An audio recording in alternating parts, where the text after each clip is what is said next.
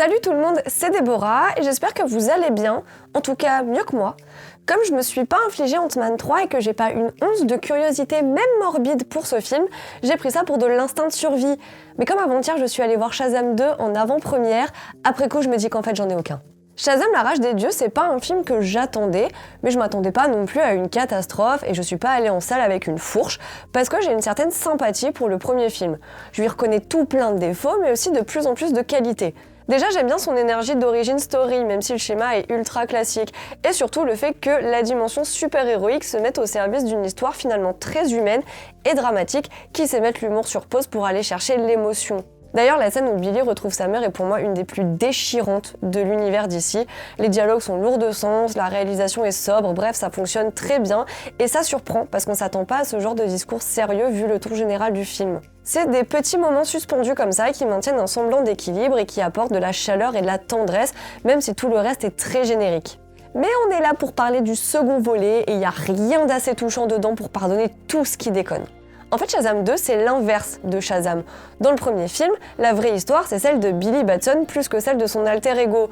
Tout le bousin avec Mars Strong, les 7 péchés capitaux et la fumée qui fait peur, c'est pour servir l'arc narratif de Billy, qui est cliché mais plutôt riche parce que les deux sont pas incompatibles. Dans Shazam 2, c'est une histoire de super-héros inintéressante, avec des méchantes qui te filent autant de frissons qu'une camomille, une menace qui ne prend jamais d'ampleur et un récit qui ne réussit pas à poser des enjeux clairs et forts, même s'il ramène un dragon en plein milieu de Philadelphie. Ça vaut pour les filles du titan Atlas, dont on comprend pas vraiment les motivations, mais aussi la vie de Billy qui est censée basculer à l'approche de ses 18 ans. Sauf qu'il y a que 3-4 lignes de dialogue au début pour le recaractériser et créer l'illusion d'un nouvel arc, 2 avant le climax et c'est tout.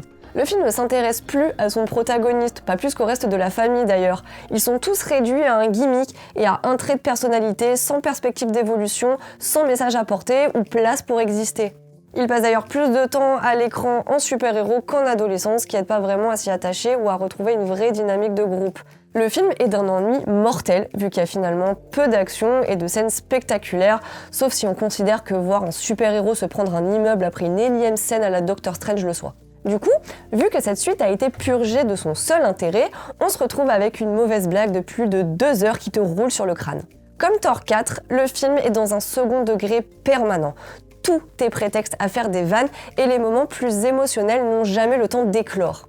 L'amour, la peur, la détresse, la colère, bref les sentiments, tout ça n'a pas le droit d'être exprimé ou ressenti plus de 5 secondes. Il faut toujours tout désamorcer avec en plus un humour ultra programmatique qui suit un tempo bien précis et donc très prévisible.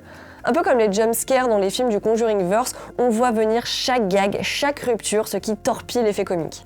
En fait, j'ai le même ressenti qu'avec les montages des bandes annonces de blockbusters qui terminent tout le temps sur la petite blague ou la remarque ironique d'un personnage.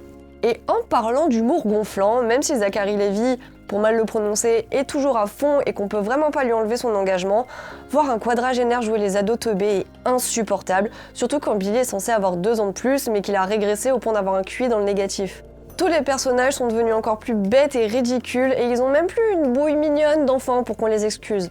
Le fait d'avoir des responsabilités d'adultes, d'être perdu entre 2 âges, de trouver une place au sein d'une famille recomposée, tout ça s'est dégagé au profit d'un flot de pitreries qui n'amuserait même pas un singe. Mais le pire niveau humour, c'est quand même quand le film se moque de ses propres clichés en pensant pouvoir s'en dédouaner alors qu'il les reprend presque religieusement. Il y a aussi les tentatives d'autodérision par rapport au loupé du premier film, précisément la scène avec Superman et son cadrage téton. En référence à ça, il y a une scène lunaire, et vraiment, je me retiens de vous la décrire, où le film est passé de la vanne au bon gros doigt d'honneur. Un peu comme avec la dernière scène post-générique qui nous donne des nouvelles de Mark Strong pour clairement nous dire qu'ils savent toujours pas où ils vont avec ça, et en plus ça les fait rire. Et preuve de plus que le film ne sait pas gérer la malice ou l'ironie, il y a ce moment surréaliste qui implique des licornes et des Skittles, et c'est vraiment pas un gros spoil, ça dure un peu plus d'1 minute et c'est tout simplement un spot publicitaire qui reprend la réalisation typique des pubs télé avec un slow motion totalement exagéré sur le produit, un gros plan sur le paquet et même la gamine qui balance Test the Rainbow, le slogan de la marque. Et c'est même pas une démarche parodique pour se moquer des placements de produits dans les blockbusters ou des pubs Skittles qui sont en général totalement perchés, genre celle avec le girafe qui se fait traire par un monsieur jamaïcain. Vas-y ma belle, donne-moi des bonbons fruités Skittles. D'ailleurs Skittles l'a repris sur Twitter avec tout un habillage publicitaire au cas où il y aurait encore un doute. Bref, c'est le boss final du placement de produits, loin devant World War Z et Transformers. Tout ça pour dire que le film s'est cru drôle, mais aussi cool et branché, alors que c'est un autre sommet de ringardise, après le mot branché, et Black Adam, qui était déjà bien rouillé dans son genre.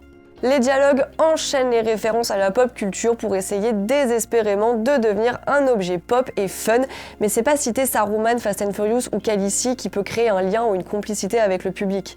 Voilà, plus globalement, le film c'est un gros patchwork de tout ce qui se fait de plus barbant dans le cinéma de super-héros depuis les années 2000. On est en 2023 et on a encore droit à une scène de sauvetage sur un pont avec les mêmes idées de mise en scène que dans les 4 Fantastiques ou les films Spider-Man. Il faut arrêter avec les ponts et les batailles de parking. Et aussi, par pitié, arrêter d'utiliser la musique Holding Out for a Hero de Bonnie Tyler et des citations pseudo-inspirantes et moralisatrices façon Oncle Ben. C'est ringard. Et pour parfaire le patchwork, on a les héros et les méchantes qui courent après deux MacGuffin qui brillent, qui se croisent tout le long du film et qui perdent le pouvoir, mon dieu, comme c'est jamais vu, avant le climax tout moche sous un dôme qui te ramène 10-15 ans en arrière. Pourtant ça partait quand même bien avec la volonté de creuser la mythologie foireuse du premier film pour lui donner plus d'épaisseur et de cohérence, mais l'écriture est trop bordélique pour améliorer quoi que ce soit. Le semi-twist là qui arrive au bout de 30 minutes est foireux, Lucy Liu et Hélène Mirren n'ont rien à jouer, rien d'intéressant à dire. Elles sont d'ailleurs complètement rigides, mais pas pour se donner de l'allure et de la prestance, juste parce qu'elles avaient pas envie. Elles étaient là juste par professionnalisme et pas par passion, un peu comme moi à l'avant-première du film en fait. Comme je le disais au début de la vidéo, j'ai pas vu Ant-Man 3, mais j'ai vu les images de MODOK et la tronche de l'équipe après la projection presse, donc j'ai aucun mal à les croire quand ils disent que c'est aussi naze que Thor 4 et bien pire que Black Panther 2. De l'autre côté, chez DC, on assiste donc à la même implosion depuis quelques temps. On a eu The Suicide Squad qui était le petit miracle en pleine apocalypse, l'apocalypse étant Wonder Woman 2, le Snyder Cut et Black Adam.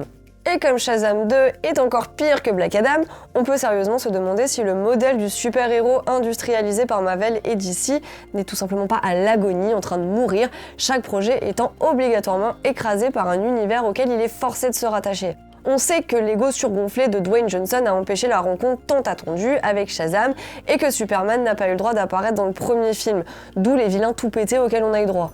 Mais Shazam est pour l'instant bloqué entre les restes fumants du Snyderverse et la nouvelle voie que veut prendre l'univers sous la direction de James Gunn et Peter Safran.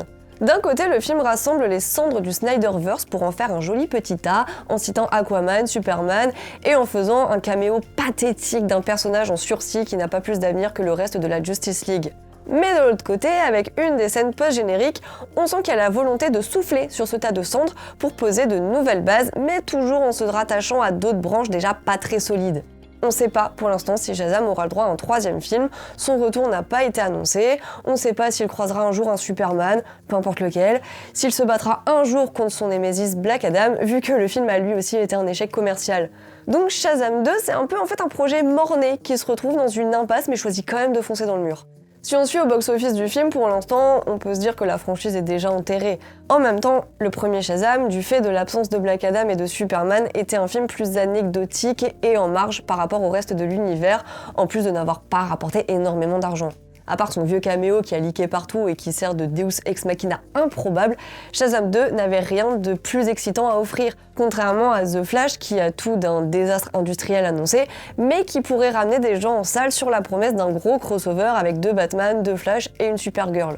En France non plus, Shazam 2, ça risque pas d'être très glorieux, les avant-premières n'ont pas l'air d'avoir attiré du monde, on était 10 à tout péter dans la salle où j'étais, et ça devait pas être la seule salle à avoir été désertée. Ce sera très probablement un autre échec ou du moins une déception commerciale, et de toute façon on suivra son évolution au box-office comme pour tous les autres films, donc on aura l'occasion d'en reparler et de tirer un constat plus détaillé sur l'état végétatif des super-héros mainstream au cinéma. Voilà, cette vidéo est maintenant terminée, mais avant ça, j'aimerais ouvrir votre cœur et si possible votre porte-monnaie, parce que comme vous le savez, Écran Large a besoin de soutien, et si vous êtes encore là, sachez que c'en est déjà. Mais si vous le voulez et le pouvez, vous pouvez aussi nous soutenir financièrement. En échange de quelques euros par mois, on propose un abonnement sur le site qui permet d'avoir accès à des dossiers exclusifs, comme récemment ceux sur Shoot 'em Up, La Main qui tue ou Fréquence Interdite. Le lien vers cet abonnement est en description de cette vidéo. Merci et à très bientôt!